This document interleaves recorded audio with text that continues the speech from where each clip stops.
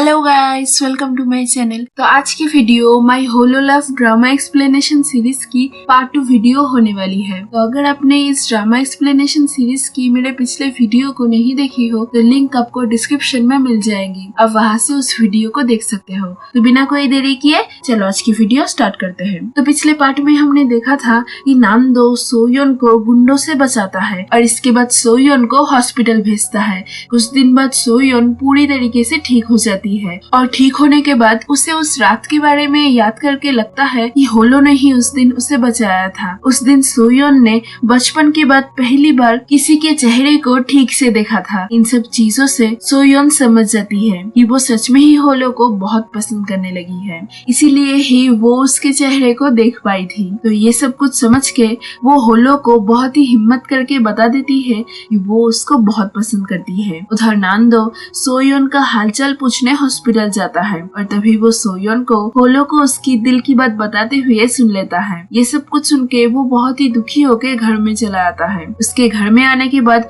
होलो उसके साथ कनेक्ट करके उसे सब कुछ बताता है कि सोयोन को लगता है कि उसने उस रात होलो को देखा था। इसी वजह से सोयोन को ये विश्वास हो गया कि वो होलो को पसंद करती है, लेकिन असल में तो उस दिन सोयोन ने नांदो को देखा था। इसीलिए उन दोनों को सोयोन को नांदो और उसके बारे में सब कुछ बता देना चाहिए। ये सब कुछ सुन के नांदो ये करने से मना कर देता है क्योंकि वो नहीं चाहता था कि सोयोन सब कुछ जान के उसको हेट करने लगे। उधर पुलिस पूरे शहर में होलो ने जो ब्लैकआउट किया था उसके बारे में इन्वेस्टिगेशन करने लगते हैं और पुलिस को होलो के बारे में कुछ कुछ बातें पता भी लगने लगती है। उधर नांदो बहुत ही सोच समझ के सोयोन को उसके और होलो के बारे में सब कुछ बताने जाता है कि उस दिन होलो ने नहीं बल्कि उसने होलो बन के उसे बचाया था। ये बताने के लिए वो फिर से होलो बन के सोयोन के साथ टाइम स्पेंड करने लगता है, लेकिन पूरा दिन सोयोन के साथ बिताने के बावजूद वो उसे सच नहीं बता पाता क्योंकि वो किसी भी सूरत में सोयोन को परेशान नहीं करना चाहता था। आगे नांदो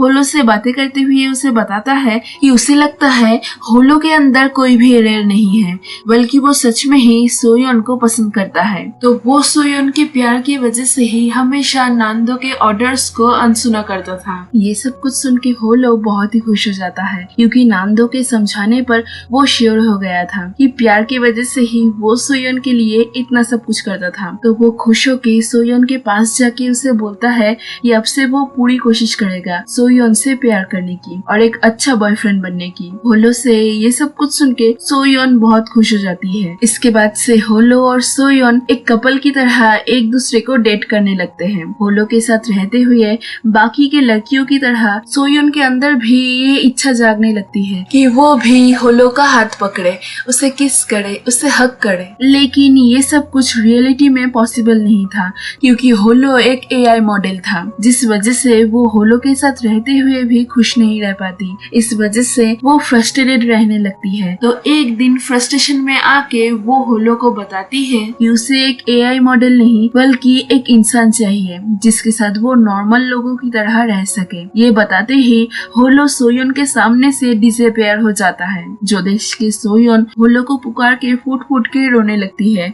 उधर नांदो को पता चलता है कि होलो को किसी ने हैक करके उसके प्रोग्राम को बंद कर दिया है। तो नांदो होलो को ठीक करने की कोशिश करने लगता है और योजिन सोयोन से उस ग्लास को लेने जाती है। वो सोयोन के पास जाके उसे होलो के बारे में बताती है कि वो हैक हो गया है, इसलिए उसे ठीक करने के लिए उन लोगों को वो ग्लासेस चाहिए। सब कुछ सुन के सोयोन योजिन के साथ होलो को देखने जाने की जिद करने लगती है क्योंकि उसे लग रहा था कि उसके वो बात कहने की वजह से ही होलो डिसअपियर हो गया है, इसीलिए वो लास्ट बार के लिए होलो से मिलके उससे माफी मांगना चाहती थी। तो सोयोन के बहुत जिद करने पर योजिन उसे उसके घर में ले जाती है और वहां पहुंच के ही सोयोन वहां नांदो को देखती है। उसे देख के वो उसे होलो समझ के उससे बातें करने लगती है और नांदो भी सोयोन को सच ना बता के होलो बन के उससे बातें करने लगता है। आगे नांदो सोयोन को होलो के ठीक होने तक उसके घर में रहने का ऑफर देता है, जिसको सोयोन खुशी खुशी मान जाती है। जिसके बाद से नांदो होलो बन के ही सारा दिन सोयोन के साथ बिताने लगता है।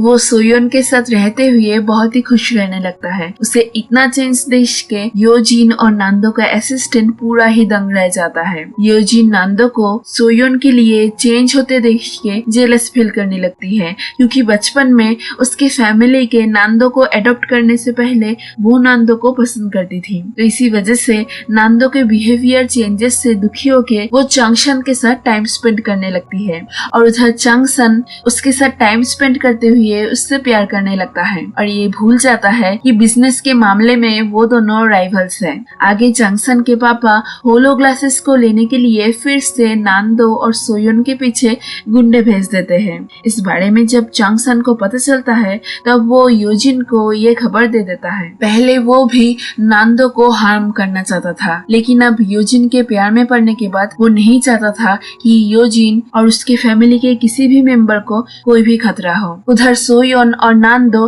तब कुछ काम के सिलसिले में बाहर निकले थे। तभी योजिन नांदो को कॉल करके उसको गुंडों के बारे में बताती है। ये सब कुछ जान के नांदो सोयोन को कहीं पर ले जाता इसके पहले ही गुंडे उन दोनों को पकड़ने आ जाते हैं। तो नांदो को जब कुछ और नहीं सूझता तब वो सोयोन को गुंडों से बचाने के लिए उसका हाथ पकड़ के उसे कहीं और ले जाता है। वहाँ जाके वो दोनों छुपे रहते हैं। वहाँ रहते हुए नांदो को सामना सामनी देश के सोयोन को सब कुछ याद आ जाता है कि उसने उस रात को होलो को नहीं बल्कि नांदो को देखा था। सब कुछ सोच के सोयोन बहुत ही गुस्सा हो जाती है और गुंडों के जाने के बाद वो नांदो को सब कुछ सच बताने बोलती है। तो नांदो उसे सब बता देता है कि उसने होलो को क्रिएट किया है और इतने दिनों तक वही होलो बनके उसके साथ रह रहा था। लेकिन वो कभी भी सोयोन को सच नहीं बता पाया क्योंकि वो उससे बहुत प्यार करता है और वो नहीं चाहता कि सोयोन को किसी भी वजह से कुछ भी ठेस पहुंचे। सब कुछ सुन के सोयोन नांदो के ऊपर बहुत गुस्सा हो जाती है इस बात पे कि इतने दिनों तक नांदो उसके फेस ब्लाइंडनेस का फायदा उठा के उसको धोखा दे रहा था। तो वो दोनों जब बातें कर रहे थे